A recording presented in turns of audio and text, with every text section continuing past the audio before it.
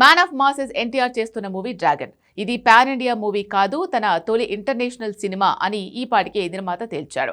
ఇక సంక్రాంతికి టీజర్ తో ఈ మూవీ టీం ట్రెండ్ సెట్ చేసేలా గ్రాండ్ ఈవెంట్ ని ప్లాన్ చేస్తోంది. సినిమా రిలీజ్ దసరాకే ప్లాన్ చేస్తున్నా ప్రమోషన్ మాత్రం సంక్రాంతికే మొదలు కాబోతోంది. కాకపోతే డ్రాగన్ మూవీలో డ్యూయల్ రోల్స్ చేస్తున్న ఎన్టీఆర్ సెకండ్ సర్ప్రైజ్ ఇవ్వబోతున్నాడు. ముందు ఫస్ట్ సర్ప్రైజ్ ఇచ్చాక ఎవరైనా సెకండ్ సర్ప్రైజ్ ఇస్తారు. ఇక్కడ అంతా రివర్స్. కారణం ప్రశాంత్ నీల్. తనే ఒక రకంగా ఎన్టీఆర్ని ఒప్పించి మ్యాన్ ఆఫ్ మాసెస్లో రెండో కోణాన్ని చూపించాలని ఫిక్స్ అయ్యాడు.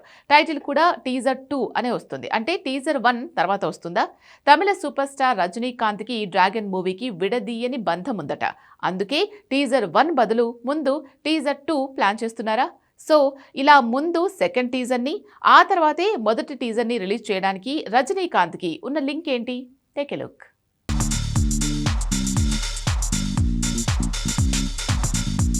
డ్రాగన్ టీం సంక్రాంతికి రెండో టీజర్ని వదిలి సమ్మర్లో మొదటి టీజర్ వదలాలనుకుంటుంది.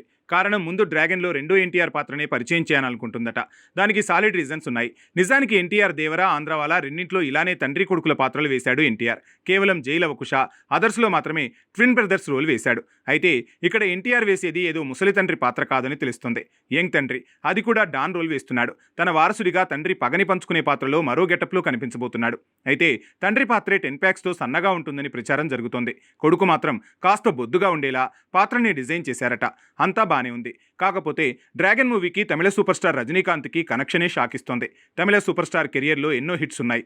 ముత్తు, నరసింహ, చంద్రముఖి ఇలా అప్పటి నుంచి జైలర్ వరకు దుమ్ము దులిపాడు రజనీకాంత్. కాకపోతే ఒకప్పుడు తమిళకే పరిమితమైన తను తెలుగులో కూడా లోకల్ స్టార్స్ని మించేలా చేసింది మాత్రం భాషా మూవీ. ఆ సినిమా వచ్చాకే అప్పటి నుంచే తమిళ్, తెలుగులో తనకి ఈక్వల్గా ఒక రేంజ్ మార్కెట్ కంటిన్యూ అవుతూ వచ్చింది. అలా తన తలరాతనే మార్చిన మూవీతో ఎన్టీఆర్ సినిమాకు కనెక్షన్ ఉండబోతుందా? ఈ డౌట్కి మాత్రం ఆన్సర్ అవుననే వినిపిస్తుంది. ప్రశాంత్ నీల్ సలార్ తీస్తున్న టైంలో తన హిట్ మూవీ ఉగ్రంకి ఇదే రీమేక్ అన్న వార్తలు వచ్చాయి. కానీ తను మాత్రం వాటిని ఖండించాడు. తీరా చూస్తే ఉగ్రం రీమేక్గానే సలార్ వచ్చిందని తేలింది.